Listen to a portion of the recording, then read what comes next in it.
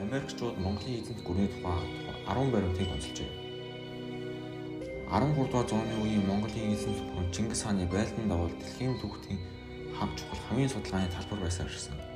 Түүхтээс гадна сэтгүүлчид, түүх сонирхогчид жирийн иргэд хүртэл дэлхийн талыг эзэлсэн Монголын хааны тухай илүү их мэдхийг хүсдэг. Тэгвэл Америкийн нэгэн мэдээллийн сайт Монголын эзэнт гүрний тухай 10 баримтыг онцлохыг танд хүргэж байна. Монголын эзэнт гүрний талаарх баримтууд хэр зөвсгийг уншигчдаа шүүн тунгаан үзээ. Монгол эмэгтэй. Түүхчид Монгол ирсэн эрс зоргийг шагшин магтаж ихэнх нь тохиолдолд эмэгтэйчүүдийн талаар баг дурддаг. Энэ шудраг болсон учир нь Баатарууд мориндоо мордог насын дайнд гарахад ард нь үлдсэн эмэгтэйчүүд бүхэл хэрэг явуулж худалдаа намын хийж санхүү мөнгөний асуудал шийдэж тэрч байтугай бөө мөрлийн шашинд өндөр байр суурь эзэлдэг байсан. Өнөөдөр тийм өдөр байр суурь Европын язгууртан хадагтаанаар зөвхөн мөрөөдөлж чадна. Монголын түүхэнд хэд хэдэн баатарлаг хад байсан.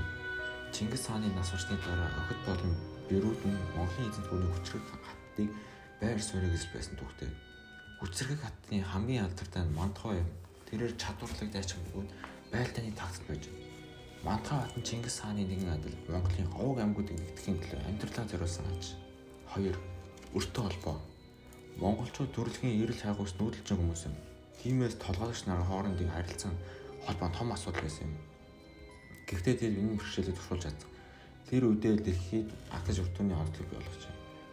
Домогт худалдаач Марко Поло өртөөний тогтолцооныг анх мэдээд их далмаач байсан. Өртөөнүүдэд элч улаач хүмүүс ажилладаг байжээ. Өртөө хооронд 24-өөс 64 км-ийн зайтай хүн хүчээр хангасан селфиж өгдөг байжээ. Хятадын газар нутагт 4400 орчим байгуулж нийт 50,000 морьтой байсан гэдэг. 3. Байлдааны тактик. Олон тулааны ард гарсан Монгол цэргүүд сайтар тооцоолсон үр дүнтэй байлдааны тактиктай байснаар дэлхийд алдартай Монгол жаншны түүхүүдийг сонсоод Македоны Александр болон агуу гэрцэд залууч Ганнибал Барса нарыг хүмүүс шашинж төлөвлөлт болов. Монголчууд аль хаар хэлбэрийг дүүн дүнтэй ашиглаж байсан. Дайсныг хууран ухарж буй сэтгэл зүйн дайралд хүн барьцаалах, хүнээр бамбаа их тактик байснаа сум бороогоор дараа нь хариг сэрсгийн морин цэргийг тоосон даруулдаг байсан юм. Ихэнхдээ тал татарч байгаа цэргүүдийг хараад хамгаалтаа сулдаг. Торгоны зам. Чингис хаан Аз твээс Европ хүртэл торгон замаа суух яснаа төрөнгөөсөр түүхэнд мөрөөлөлтөөс юм. Энэ нь Монгол эзэнт гүрний орлогыг үзүр болж байсан гэдэг. Бараг 6437 км уртаа торгоны замыг тэр чинь эзэх болгоо гэмдээд тэр 20 төлөвлөгөө зохиосон бөгөөд замд барьлаа. 10 туркийн суурингийн одоо сэхэвгүй бутан устгасан юм. Баян бүрдийг тойрч байрлсан суурингууд Монголын иршээл дайдсуу суурин байх нь түүний чухал байлаа. Энэ аяндаа маш их хугацаа шаардсан бөгөөд Чингис хаан төрсөн үлгийгээ эцэг үзэн шатлгүйнээс орсон юм. Гэсэн ч 14-р 15-р зуунд торгоны зам бүхэлдээ Монголын эзэнт гүрний харьяанд орчиж байсан юм лээ. 5. Pax Mongolica. Pax Mongolica гэдэг нь Монголын иршээл дор байсан улс орнуудыг 50 цагийг хэлж байгаа юм. Хэдий дахин хийж монголчуудын эзэн зүрх улсыг босноос ч өмөртөө оруулсан газар нутгаа монголчууд инх тайван зориул үед байсан нийт газар нутаг 15 сая км2-д хүрч нийт 100 сая ард иргэнтэй байсан түүхтэй. 6. Алтны орд. Монголын хамгийн хүчрэг гүрний нэг бол яхааргүй Алтны орд улс билээ. Энэ улсыг Чингис хааны ач хүү Бат хаан 1251 онд байгуулсан юм. Магадгүй бүдүүлэг зэрлэг хүмүүсээр гэр дүргэж амьдардаг байсан гэж бодож байвал энэ дүрэл энэ улсад дэд бүс өндөр хөгжсөн өрчин үеийн чулуун зэвсэгтүүд. Тэр дундаа нийслэл бат сайраа хүн зөндөрлөж байсан юм. 7. Тэр зэвсэг.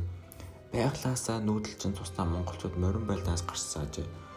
Морьт хүн тэнхээдээ эрэмгийн догшин бөгөөд дайны тулааны зэвсгийн нэгэн адил тооцогдож байв. Үүний улаас монголчуудын байлдааны ихэнх зэвсэг нь морин дээрээс сулдах зорилттой байсан аж. Сэлмэн морин хутгатай төдийгүй морин дээрээс ч явган толдгод залбир байхаар зориулжээ. Тэр бүжбтий жад, шийдэм, жинжаал, хотыг түгээмэл хэрэглэлт дарыг тэсэлт дэлбэлгээд ашиглаж байсан түүхтэй. 8. Хүлцэнгүй байдал. Өргөн удам газар нутгийг эзэн суухын тулд эзэл авсан улсын иргэдийнхээ зан заншлыг мөн хуулийн зөвшөөрөх ёстой гэдгийг монголчууд мэддэг байсан юм. Ноёрхсон улсын иргэдийн шашин чөтгөлд түүх соёлоо авч үлдэхийг дэмжиж зарим үед лам санаарт авах татварыг багасгаж байсан түүхтэй.